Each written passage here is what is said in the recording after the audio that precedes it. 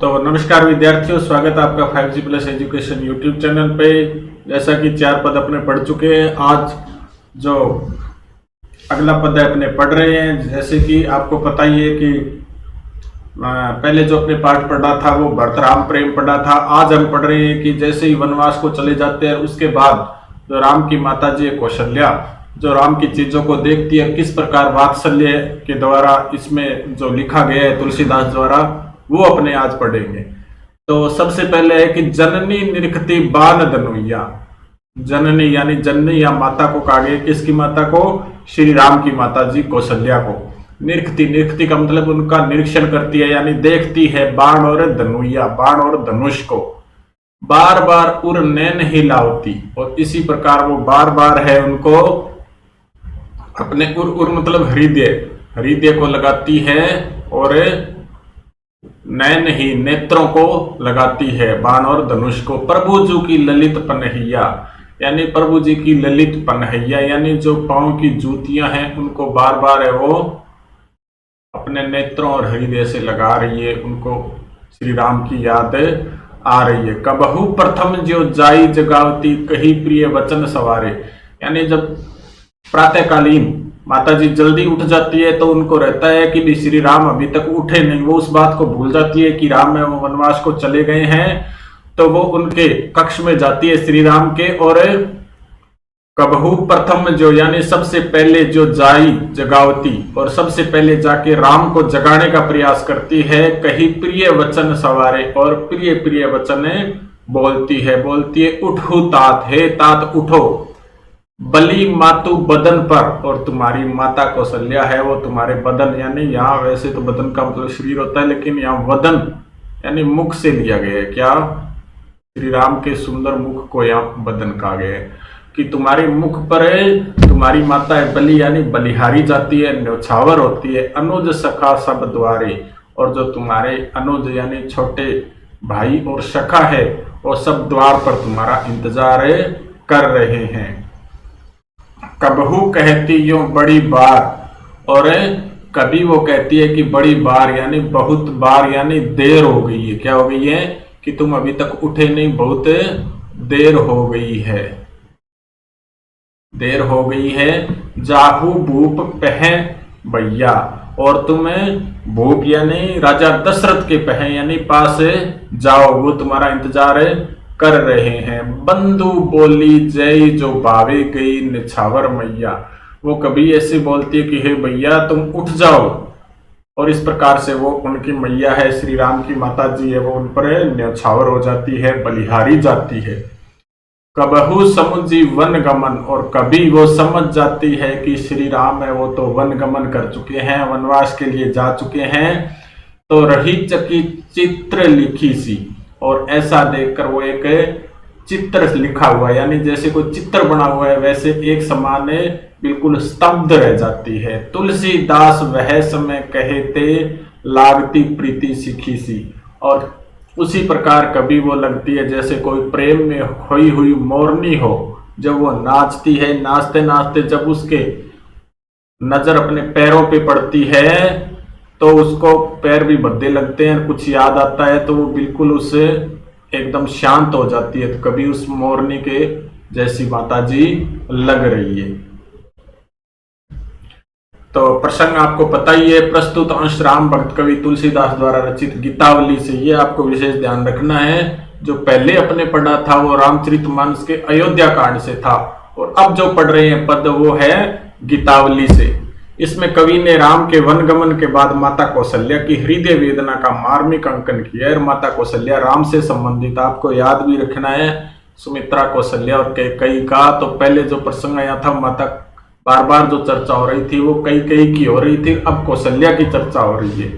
तो इनकी वस्तुओं को देखकर अपने पुत्र राम का स्मरण करती है और दुखी हो जाती है। कवि तुलसीदास इसकी व्याख्या किस प्रकार से करते हैं वो अपने पढ़ चुके हैं, इसकी पीडीएफ भी आपको मिल जाएगी। अब विशेष क्या है, माता कौशल्या की अर्ध विक्षिप्त यानी विक्षिप्त हो गई है, दुखी हो गई है, मार्मिक चित्रण हुआ है। वात्सल्य, वात्सल्य होता है विद्यार्थियों जो माता पिता का अपने संतान के प्रति जो प्रेम होता है उसको वात्सल्य कहा जाता है। चक्की चित्र लिखी यानी चय वर्ण की आवृत्ति जाई जगावती जयवर्ण की आवृत्ति और ज्यो जाई यानी जयवर्ण की आवृत्ति के कारण यहाँ पे अनुप्रास अलंकार है। चित्र लिखी सी, सिखी सी यानी जैसा सी, ऐसे शब्द जहां पे आते हैं वहां पे उपमा अलंकार होता है। ये अपने अलग से पढ़ेंगे। बार बार यानी में पुनरुक्ति यानी एक ही शब्द जब बार बार आता है तो वहां पे पुनरुक्ति प्रकाश जो कि अनुप्रास का ही भाग होता है। और भाषा कौन सी है ये आपको विशेष ध्यान रखना है। हो सकता है दो पंक्तियां देख के आपको पूछ ले, आपको विशेष ध्यान रखना है। ब्रज भाषा का प्रयोग है वो इसमें किया गया है। अब राम के वनगमन के बाद उनकी वस्तुओं को देखकर मां कौशल्या कैसा अनुभव करती है, अपने शब्दों में स्पष्ट कीजिए। तो राम के वनगमन जाने के बाद मां उनकी वस्तुओं को देखकर भाव विभोर हो जाती है। उनका स्नेह आंसुओं के रूप में आंखों से झलक पड़ता है। उन्हें राजभवन में तथा राम के भवन में राम ही दिखाई देते हैं। उनकी आंखें हर स्थान पर राम को देखती है। यानी ये आप समझ ही गए होंगे जैसी आपने व्याख्या पढ़ी। जब उन्हें इस बात का स्मरण आता है कि राम यहाँ उनके पास नहीं है, 14 वर्ष के लिए उनसे दूर यानी वनवास चले गए हैं, तो एक चित्र के समान चकित रह जाती है, स्तब्ध रह जाती है।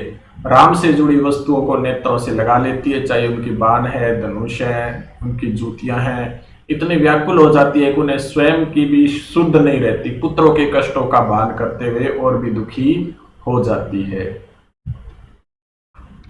अब अगला प्रश्न, रही चकी चित्र लिखी सी पंक्ति का मर्म यानी उसका मुख्य भेद है, मुख्य दर्द है, वो स्पष्ट आपको करना है।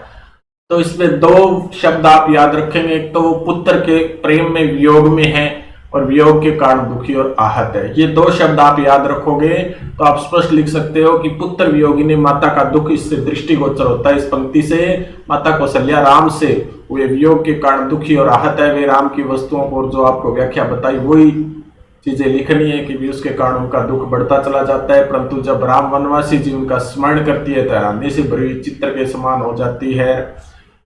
जैसे चित्र में बनाई स्त्री के मुख तथा शरीर में किसी तरह का हाव भाव विद्यमान नहीं रहता, अर्थात वो पूरी तरह से स्तब्ध रह जाती है। वैसे ही राम की दुखद अवस्था का भान यानी याद करती है, स्मरण करती है, तो माता कौशल्या चकित और स्तब्ध अवस्था में होने के कारण हिलती डुलती भी नहीं है। अब है अगला दूसरा पद। तो इस पद में फिर वो जैसे भरत वहां बुलाने जाते हैं राम को वन में, उसी प्रकार से माता घर पे बैठी उनको पुकार रही है कि राघो एक बार फिर आओ। वो कह रही है कि हे श्री राम एक बार तुम लौट के आ जाओ। क्यों लौट के आ जाओ? एबर बाजी बिलो की, एबर एक बार बाजी, बाजी मतलब जो उनके घोड़े हैं उनकी चर्चा हो रही है। बाजी, घोटक, तुरंग ये सारे किसके प्रायवाची हैं? अश्व या घोड़े के प्रायवाची हैं। बाजी यानी उनके जो राम के घोड़े हैं। वो कह रही है कि भी हमें तो भूल गए, क्या तुम अपने घोड़ों को भी भूल गए? बिलोकी यानी देख कर आपने बहुरो बन ही सिधाओ, यानी तुम अपने घोड़ों को एक बार देख कर वन ही सिधाओ, वापस वन में चले जाना। जे पे प्याई पोखी कर, यानी जिससे तुमने पे का मतलब होता है दूध। क्या होता है? दूध। कि जिस हाथ से तूने इनको दूध पिलाया, पोखी यानी पाल पोस कर। क्या? पाल पोस कर, पाल पोष कर तूने इनको बड़ा किया। कर पंकज, कर पंकज तो यहाँ कौन सा अलंकार है? या रूपक है, यानी हाथों को पंकज यानी कमल के समान बता दिया गया है। विद्यार्थियों आपको विशेष ध्यान रखना है। वार वार पुचकारे, यानी तुम अपने कर पंकज यानी अपने पंकज रूपी हाथों से जिन घोड़े को बार बार तुम पुचकारते थे, कार्य का मतलब पुचकारना, पुचकारते थे, क्यों जीव ही। अब वो कैसे जीवेंगे मेरे राम लाडीले की, हे मेरे लाडले राम ते अब निपट विसारे, यानी तूने हमको तो बुला दिया, अब तुम इनको निपट यानी बिल्कुल उनको भी बुला दिया है जिन हाथों से तूने इन घोड़ों को पाला, दूध पिलाया, इनको पुचकारा। भरत सो गुने सार करते, हालांकि तुम चले गए हो तो भरत को भी पता है कि ये भाई के प्रिय घोड़े हैं। अति प्रिय जानी तिहारे, अति प्रिय इनको तुम्हारे घोड़े जानकर बहुत भरत है वो तुमसे भी 100 गुना संभार इनकी करता है। तदपि फिर भी दिन ही दिन होते जावरे, फिर भी ये दिन ही दिन जैसे जैसे दिन निकल रहे हैं तुम्हारे याद में जावरे, यानी दुर्बल होते जा रहे हैं। क्या होते जा रहे हैं? दुर्बल होते जा रहे हैं। कमल ही हमारे किस भांति, जैसे कमल के पौधे अधिक ठंड में नष्ट हो जाते हैं, उसी प्रकार से दिन दिन जैसे निकलते जा रहे हैं तुम्हारे घोड़े भी पतले होते जा रहे हैं, दुर्बल होते जा रहे हैं। अब वो कोई पथिक गुजर रहा है, उनसे कहती है कि सुनहु पथिक, ये पथिक हे रागिर सुनो, जो राम मिले ही वन कहियो मातु संदेशो, कि अगर तुम्हें वन में राम मिले तो उनकी माता यानी मेरा संदेश उनसे बोलना। तुलसीदास जी कह रहे हैं मोही और सभी थे इनको बड़ो अंदेशो, कि इन घोड़ों की सूचना, इनका समाचार उनको देना कि जो भी अयोध्या वासी है सब, और मुझे इन घोड़ों का ही अंदेशा है, अर्थात तुम एक बार आके इनको देख जाओ फिर वापस वन को लौट जाना। तो प्रस्तुत पद आपको पता ही है अंतरा भाग 2 से संकलित है, तुलसीदास जी के गीतावली से अवतरित किया गया है। राम वन में है और उनके वियोग में माता कौशल्या दुखी हो रही है, उनके प्रिय अश्व अत्यंत दुर्बल हो गए हैं। माता कौशल्या अश्व के बहाने राम को अयोध्या लौट आने का निवेदन करती है। उसके बाद जो व्याख्या मैंने बताई है विद्यार्थियों वही लिखनी है। विशेष आपको पता ही है, माता कौशल्या अश्व के बहाने राम को देखना चाहती है। वात्सल्य रस के वियोग में उनका मार्मिक चित्रण हुआ है। कर पंकज में रूपक अलंकार मैंने बता ही दिया, जिसपे उपमान का उपमेय पर अभेदारोपण हो। वहां पे कौन सा अलंकार होता है? रूपक अलंकार होता है। इनको अपने अलग से भी पढ़ेंगे। अनेक स्थलों पर अनुप्रास अलंकार पर बाजी, बतुरु बनही, सौगुनी सार यानी सवर्ण बैवर्ण की आवृत्ति के कारण वार वार में पुनरुक्ति प्रकाश अलंकार है। मैंने आपको बार बार बोल दिया है कि आपको विशेष रूप से ब्रज भाषा यानी जो अंतिम 2 पद है इनमें ब्रज भाषा का प्रयोग हुआ है। पहले जो 4 पद अपने पढ़े थे उनमें अवधि भाषा का प्रयोग हुआ है। तो गीतावली से संकलित पद रागो एक बार फिरी आओ में निहित करुणा और संदेश को अपने शब्दों में प्रकट करना है। तो आपको लिखना है, प्रस्तुत पंक्ति में माता कौशल्या का दुख और पुत्र वियोग दृष्टिगोचर होता है। माता कौशल्या राम के वन में जाने से बहुत दुखी है। वे अपने पुत्र राम के वापस आने का निवेदन करती है। कौशल्या का यह निवेदन अपने लिए नहीं है बल्कि राम के घोड़े के लिए है। राम का घोड़ा उनके जाने से बहुत दुखी है।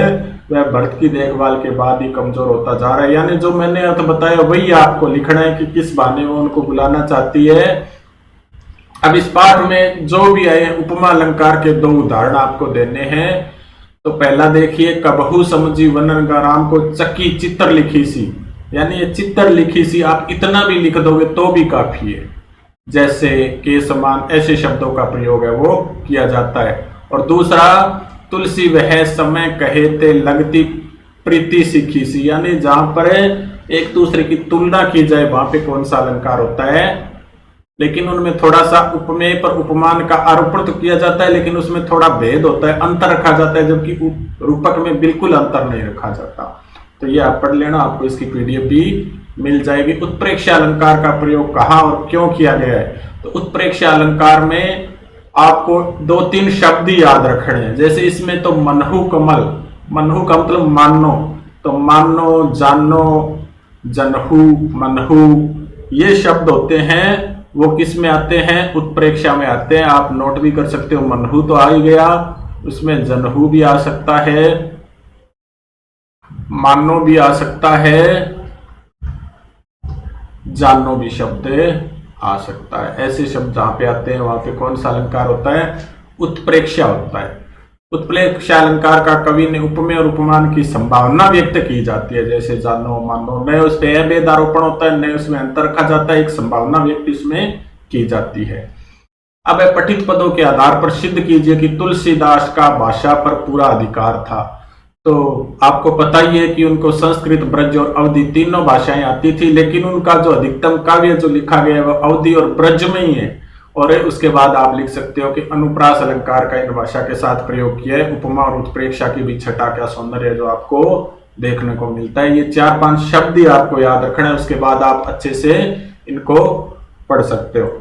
अब विद्यार्थियों मैं आपको बता दूं कि एक बार इस वीडियो को अच्छे से आपको देखना है, उसके बाद इस वीडियो के लिंक में एक वीडियो के डिस्क्रिप्शन में एक चैनल का लिंक, टेलीग्राम चैनल का लिंक दिया होगा। वहां से आप क्लिक करके जब टेलीग्राम चैनल को ज्वाइन करोगे तो वहां पे इस पूरे पार्ट के 36 पेज की पीडीएफ आपको मिलेगी। जब भी आपको समय मिले आप कंप्यूटर, लैपटॉप या मोबाइल में उसको पढ़ सकते हो। मान के चलिए इसी से प्रश्न आएंगे।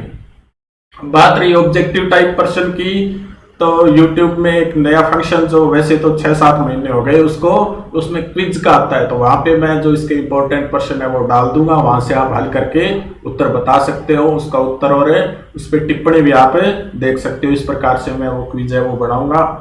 तो अगर आपको वीडियो पसंद आया हो तो इसको लाइक करें, शेयर करें और चैनल को सब्सक्राइब करें। धन्यवाद।